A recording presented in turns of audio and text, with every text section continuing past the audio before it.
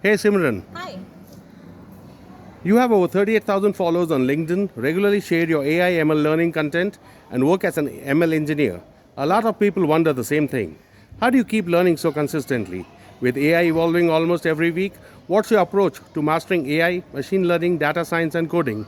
Sure. So honestly, this is one of the most asked questions for me. As an AI/ML software engineer, I would emphasize on three different things. Majorly, people will focus on taking as many certifications and courses as possible. What I have learned from practical experience is that the more you build and the more curiosity you have while experimenting is very important. Definitely, when you are learning machine learning, try to do coding as much as possible. Break things and debug them. That is something which is going to help you to understand and reinforce your learning concepts a lot. The second most important thing is that definitely focus on the fundamentals. When you're focusing on the fundamentals, definitely do not ignore Python or be it object-oriented programming. Definitely have a very solid understanding of system design.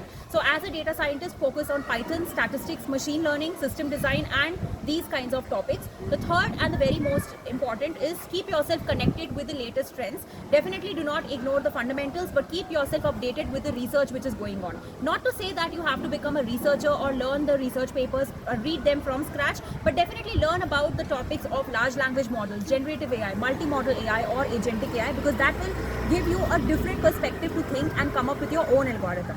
So when I was actually exploring some of the platforms, I came across an very amazing platform which is called as Marevlo. It helps us to connect multiple topics and does not teach topics in isolation.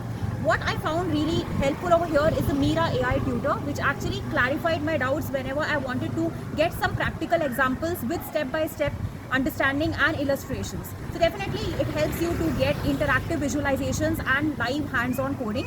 There is also an ID for you to code.